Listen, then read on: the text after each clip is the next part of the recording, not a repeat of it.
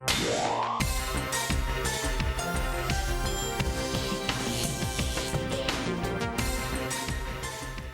迎收睇《自創未來》。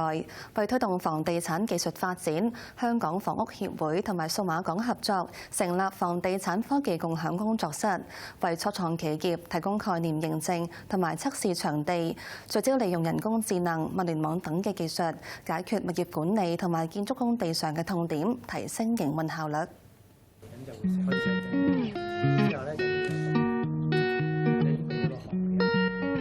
入咗粒電先可以扭上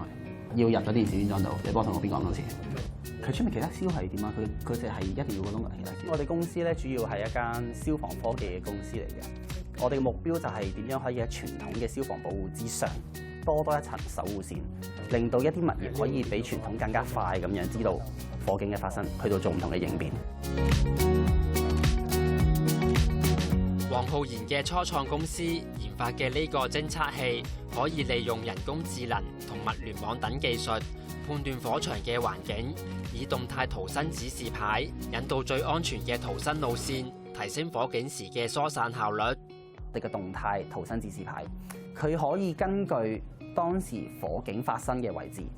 透過逃生嘅呢啲指示牌啦，咁就做一個即時嘅方向引導。例如，原來左邊後樓梯嗰條樓梯入面嘅 detector 知道，原來入面有火喎，咁就會令到出面嘅逃生指示牌就打一個紅色嘅大交叉，俾人知道，原來嗰個地方係危險嘅，盡量唔好行嗰一邊啦，因為嗰度煙霧瀰漫嘅地方嚟嘅，咁我就行第二邊更加安全嘅地方。除咗提升疏散效率之外，佢哋研發嘅偵測器可以精準判斷火源，有助減少警鐘誤鳴嘅情況。傳統嘅一啲 detector 佢入面冇一粒完整嘅電腦可以用嚟做芯片一啲叫做電腦嘅運算。咁我哋呢個 detector 咧，佢自己可以做電腦運算，令到我哋 train 完入面嘅 AI model 之後，有呢個 AI model 大機率會分辨到咩嘅真火、咩嘅假火，同埋令到我哋公司後期點樣融入喺 integrate 呢套 detector 落傳統嘅一啲物聯網平台入面。當偵測系統發現異常情況，就會透過手機同電腦平台立即通知物業管理人員，作出快速應變。其實香港有一套完善嘅叫做法例喺消防上面嚟到做一個最基本嘅要求。咁其實呢個我哋業界上叫做 minimum requirement， 即係最低法例要求。我哋公司做嘅東西就喺呢個法例要求之上，令到可以一啲物業，如果佢哋追求更加快嘅應變。可能佢哋唔想等消防花灑，要等可能要半個鐘以上先觸發，佢想頭嘅1-2分鐘甚至幾十秒就可以知道邊度要着火，可以快啲做應變咧。另外，呢套偵測系統以無線設計，安裝上較為簡易便利，又可以作為建築物嘅臨時應急消防系統。有啲物業佢哋會進行一啲大維修，可能每年有一次維修，可能每幾年一次維修。喺維修期間嗰個有時候消防系統會被暫停一段時間。咁我哋公司亦都提供一套臨時嘅消防系統，喺呢一個安全嘅缺口入面多一份保障。喺安裝層面上其實就唔困難嘅，因為我哋公司本身成套系統嗰啲 detector 都係無線㗎嘛。咁無線就會慳咗好多拉線嘅時間，有啲線可能要穿幾個單位咁，好麻煩。咁我哋公司就省略咗呢一方面安裝嘅問題。依次序嚟到台前，貼上代表佢哋公司嘅 logo。佢哋係提供 AIoT 智能消防系統控制火災㗎。黃浩然嘅公司參加咗房協同數碼港合作嘅房地產科技共享工作室第3期房地產科技概念驗證計劃，將會喺房協嘅支援之下進行概念驗證同測試工作。其實最難，我哋公司去 deploy 呢一個系統嘅時候，最難就係有冇人欣賞、賞識同埋支持。咁我哋亦都最近有幸地得到房協嘅支持啦。房協嗰邊亦都有一個計劃，就係做一啲叫 proof of concept 嘅一啲計劃，咁就俾我哋啲 startup 可以揾到地方去做入場嘅機會。咁我哋咧亦都將我哋房協咧喺呢個房屋發展同埋物業管理裏邊遇到嘅好多嘅問題咧，就同各位企業嘅朋友咧分享。咁變咗可以等佢哋咧係幫我哋諗一諗啦，點樣用科技咧去解決呢啲問題。房地產科技概念驗證計劃自2023年推出至今，已有約40間初創企業參與，部分創新方案已陸續落地應用，推動房地產科技發展。我哋房業咧就係香港嘅房屋實驗室。咁我哋除咗係喺唔同嘅房屋類型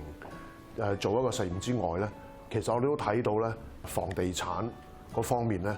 喺個營運個經營過程好多痛點嘅，咁所以我哋個實驗室另外一個方面咧，就係試下點樣更加廣泛咁樣可以用到好多科技咧，嚟幫我哋處理到喺我哋房屋嘅建設。佢補充，房協擁有真實嘅社區同應用場景，俾初創企業可以喺實際環境中測試、驗證同優化方案，同時初創企業嘅技術都可以應用於北部都會區嘅建設，有助加速推動整個區域嘅發展。北都咧嗰個房屋建築係非常之多啊，好多建築地盤，同埋好多新落成嘅物業都會大量咧喺北都呢度發生嘅。咁所以變咗咧呢啲新嘅物業咧，更加係一個好好嘅場景咧，就一開始就已經應用呢啲新科技，係去喺建築嘅過程嗰度有新科技應用。而家特別咧係好多關於供地盤安全啊等等各方面嘅科技嘅應用。除咗喺建築過程中可以應用創新科技提升安全同效率之外，喺物業管理上都可以透過科技嘅應用，將過往繁複嘅工作流程變得更容易管理。將我哋好多物管方面以往咧都係以紙本為主嘅，嗰個過程咧好繁複嘅，大家之間咧嗰個聯繫交流咧係好麻煩嘅。咁我哋咧一用咗科技之後咧，就真係大家所有問題咧係將佢咧集中晒喺一個數字檔案度，大家都即刻睇到。咁呢個咧係可以令到我哋嗰個人力資源嘅應用咧係更加有效率。為咗以更清晰嘅方向推動創新科技發展，房協早前公布已制定房協創新藍圖。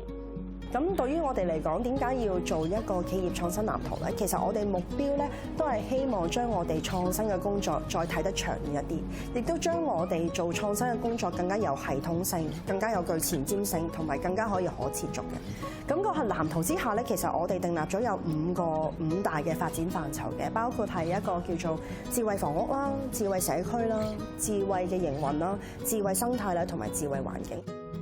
喺五大目標範疇之下，房協亦為未來3年嘅發展訂立4個行動方針，包括用統一嘅平台整合唔同業務嘅系統同數據，以提升管理效率；引入人工智能同自動化技術，減輕前線同事嘅壓力，提升服務效率。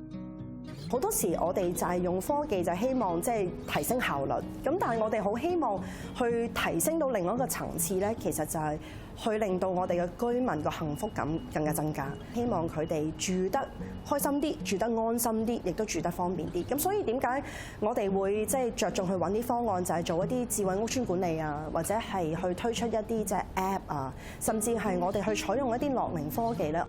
行動方針當中，亦包括將創新能力融入機構，未來會與唔同嘅團體合作，共同探討更多可以應用於房地產嘅科技。我哋其實同唔同嘅機構合作咧，其實就係好想將一個創新嘅能力或者創新嘅力量咧，入晒落我哋所有員工嘅 DNA， 就成為我哋機構嘅一個好緊要嘅動力。咁就係繼續同初創機構啦，亦都會同一啲科研機構啦，咁亦都我哋有同大專院校啦，甚至同業界咧，我哋好希望一齊再去努力咁樣去研發多啲方案，其實幫到業界嘅發展。咁總括而言，其實我哋講緊嘅係想將科技啦，想將數據啦，亦都想將唔同創新嘅合作，係啦，透過呢3樣嘢咧，其實去重塑翻我哋其實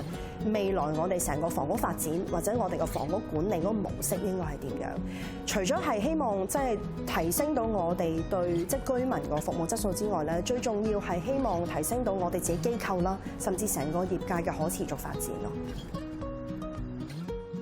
下星期我哋會睇下房協點樣應用人工智能技術，減輕前線人手嘅工作壓力，提升屋邨嘅管理效率。